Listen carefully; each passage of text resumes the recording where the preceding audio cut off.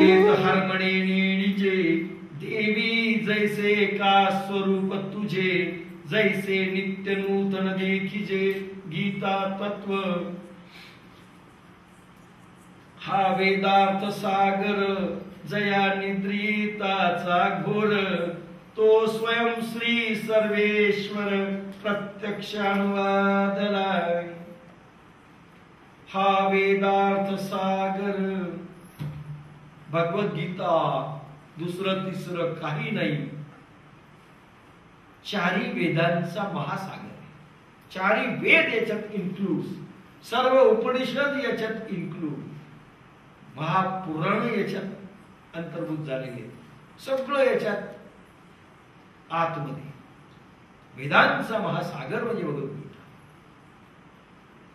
काय वाणी मौलींची हा वेदार्थ सागर वेदांमध्ये जे अनुभव येऊ शकतात ते संपूर्ण अनुभव भगवद्गीतेमध्ये आहे क्षमता आहे भगवद्गीतेची जया निद्रिताचा घोर हा वेदार्थ सागर ज्या सर्वेश्वरांच्या झोपेतील घोरडी आहे वेद कसे निर्माण झाले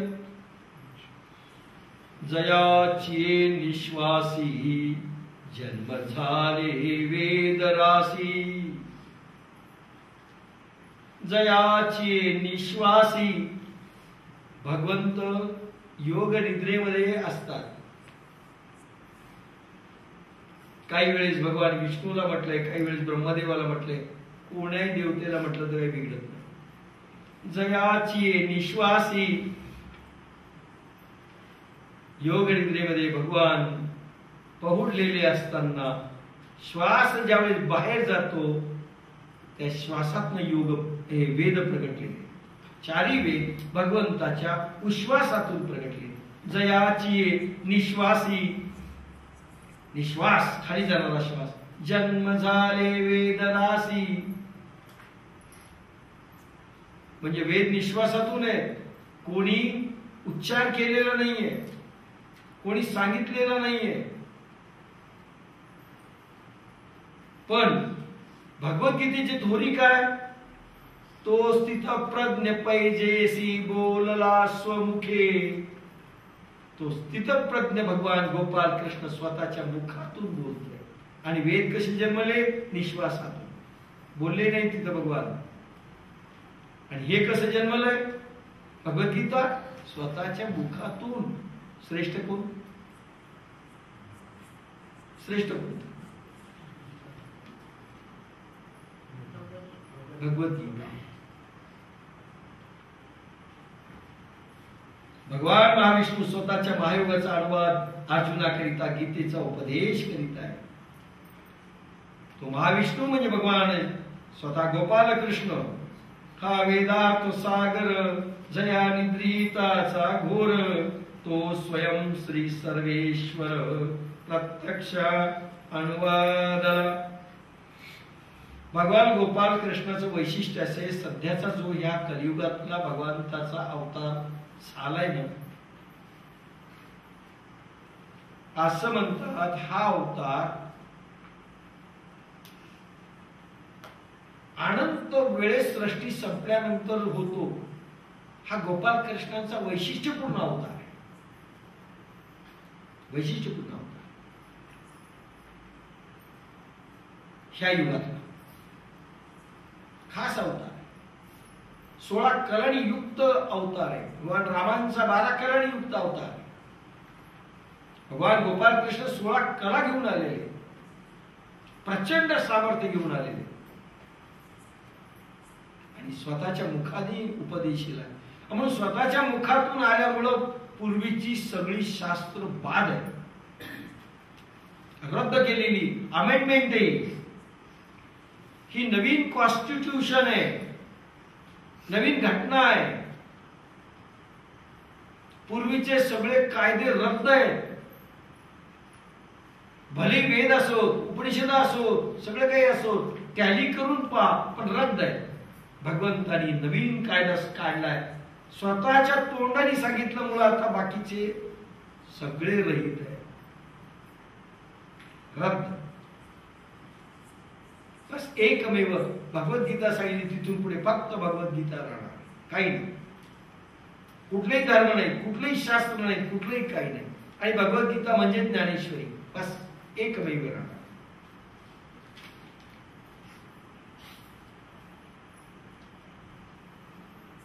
तर प्रत्यक्ष भगवान गीतेचा उपदेश करतायत, म्हणून याला वैशिष्ट्य.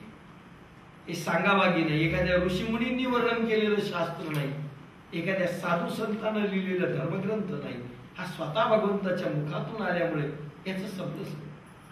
आणि म्हणून भगवान शंभू देखील पार्वतीला याची महत्व सांगतात. अरे स्वतः भगवंताच्या मुखातून निघालेले.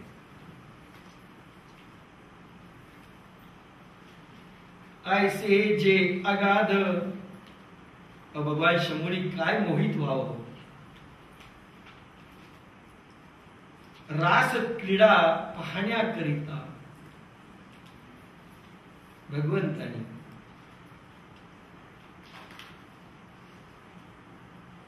मायेला, योग मायेला आदेश दिला. योग माये प्रगटली. माझ्या वेणुनादाच्या स्वरलहरी मी ज्या गोपिकांना बोलावी त्यांनीच ऐकावे, इतरांनी नाही. आणि त्यांनी यावं खेचले जावं.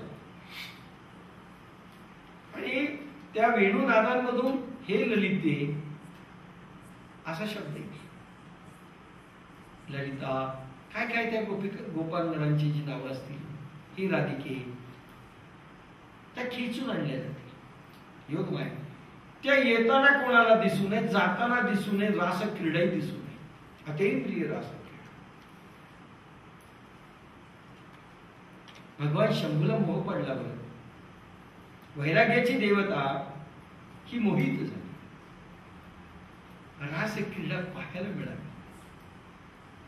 लाखो लाखो वर्ष विश्वसृष्टी निर्माण करणारी ही देवता, त्यांना अच्युत भगवान आलेला आहे. स्वतः गोलोकामधून आलेला आहे, अच्युत आहे. भगवान शंभूला च्युती आहे. कुठेतरी भगवान शंभू आज 50 वर्षाचे ब्रह्मदेव झाले म्हणलं, 50 वर्षाचे त्यांचं आयुष्य नाही. कृष्णाला आयुष्य नाही. आजही कृष्ण 16व्या वर्षाच्या वयात आहेत आणि राधाही तितक्याच वयात आहे. नाही, राधा म्हातारी झाली नाही, आजही तेवढ्याच वयात. ब्रह्मदेव 50 वर्षात आहेत त्यांच्या, भगवान नाही. रास क्रीडा पाहण्याकरिता भगवान शंभू आले. गोपिकेनी पाहिले, बाबा आलेले. ओ म्हणले जाता येणार नाही, नो एंट्री. बोर्ड नाही बसला का? पुरुषांना मज्जा नाही हो, मला यायचं असं तसं नाही. म्हणले गोपिका होऊन या. भगवान शंभू गोपिका झाले, पण धसकट गोपिका झाली, नाजूक होता येत नाही. म्हणजे वेगळीच दिसे. भगवान कृष्णाने सांगितलं गोपिका कोण आहे, सगळ्या लाईन मध्ये लागला. हे पहिल्यांदा होते. मी पाहणार म्हणले नवीन कोणी गोपिका येता कामा नाही, बरं का. मी ज्याला बोलवलं त्याने चाललं पाहिजे. आता यानं कुठं बोलवलं, हे शेवटी राहील. फार मोठी कथा आहे सुंदरतेनं. पण शेवटी मृदंग वाजवायला दिला. आणि मृदंगाचे ज्यावेळेस ही गोपी मृदंग वाजवते, म्हणजे भगवान शंभू, भगवंताचा तिचा आवडता छंद आहे मृदंग. गोपाल कृष्ण म्हणाले आजचा मृदंग वेगळा आहे, कोण वाजवतो, कुठली गोपी? अंतरिंद्रिय दृष्टिकोनातून पाहिला, अच्छा भगवान शंभू आले, गोपिका होता. त्या भगवंताची भगवद्गीता किती मधुर असेल, किती अमरपणा देणारी असेल, जी भगवान शंभूला वेडावते. हो, वेडे झाले. बासरीच्या नादाला आणि रासक्रीडेला वेळे जाणारे भगवान स्वतः पार्वतीला म्हणते, अरे भगवान कृष्णाने स्वतःच्या तोंडून सांगितलेले काय तुला रहस्य मी सांगू शकत नाही. तिला भगवद्गीता. ऐसे जे अगाध जेत वेडावती वेद तेत अल्प मी मतिमंद काय होय. वा, असे गीता तत्व अतींद्रिय आहे, अगाध आहे, महाविज्ञानी आहे. त्याच्या ठिकाणी वेद देखील वेडावतात. नेती नेती नेती बस. भगवान कसा आहे? असा आहे का? नाही. असा आहे का? नाही. कसा आहे सांगताच येत नाही शब्दात. असा आहे का? नाही. भगवान गोपाल कृष्ण स्वतः रहस्यमयी आहे. नील वर्ण आहे त्यांचं. भागवत सांगते भगवान व्यासांच्या लेखणीतून आलेलं आहे की नील वर्ण म्हणजे निळ्या रंगाचे. निळ्या रंगाचा माणूस असतो का?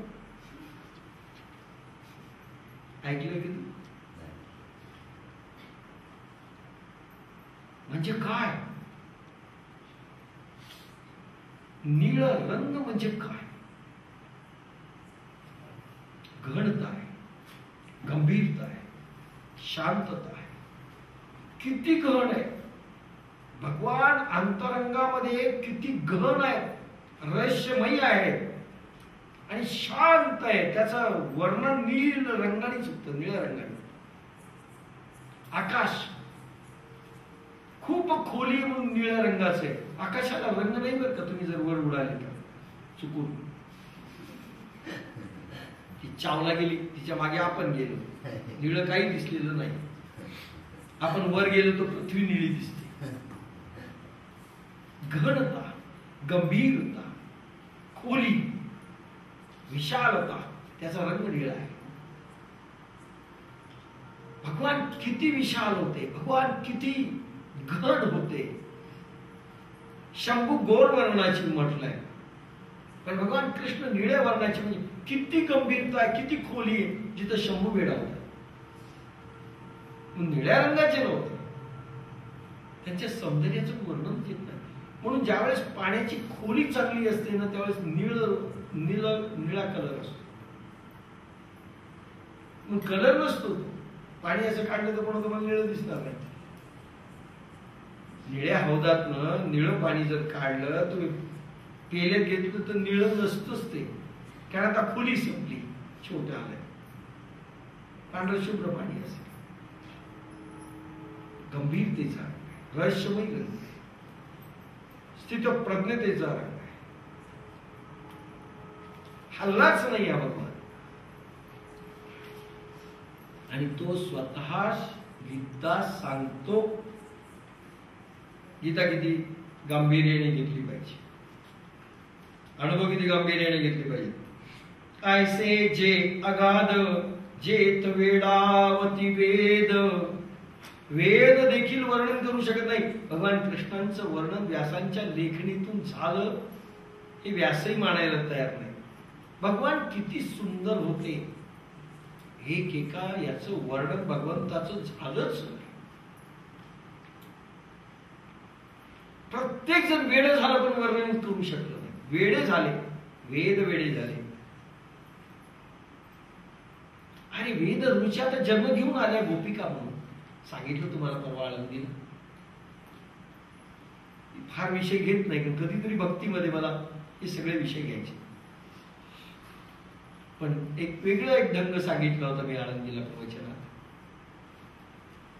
3 प्रकारच्या गोपिका आल्या होत्या जन्म घेऊन गोकुळामध्ये. एक वेद ऋचा, त्यांची इच्छा होती की भगवंताशी डायरेक्ट आपला संपर्क यावा. त्या वेद ऋचा. एक ऋषी पत्नी आणि स्वतः ऋषी यांची इच्छा होती, त्याही आल्या. आणि खास देवलोकीतून त्यांच्या स्वतःच्या गोपिका, स्वतःचं ऐश्वर्य, राधा स्वतःचं ऐश्वर्य ती आली. म्हणजे गोलोकातून आपली मंडळी घेऊन आली. जसे आपण आपल्या प्रवचनाला आपली मंडळी घेऊन जातो.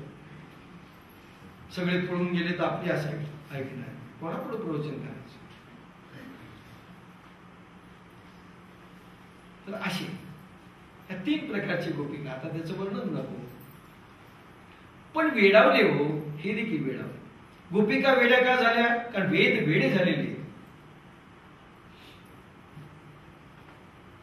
अजून वर्णन होऊ शकत नाही, इतका खोली, इतकी खोली, इतकी खोली मावू शकत नाही. पण भगवद्गीतेचा देखील अनुभव काय आहे हे सांगायला वेळ होऊन बस मौन व्हावं लागतं. एवढंच मी परवा सांगितलं होतं. मौन समजलं, श्रुती मौन झाली बस, काही नाही. मौन शेवटची भाषा मौन, काही नाही, शब्द नाही. शब्दे विण संवादिजे, शब्द समज. ऐसे जे अगाध जेत वेडावती वेद, तेथ अल्पमी मतिमंद काय होय. वेद ज्यांचं वर्णन करू शकलेले नाहीत आजपर्यंत, मी कसा करणार म्हणून मी अपराध केला आहे, असं भगवान ज्ञानेश्वर सांगतात.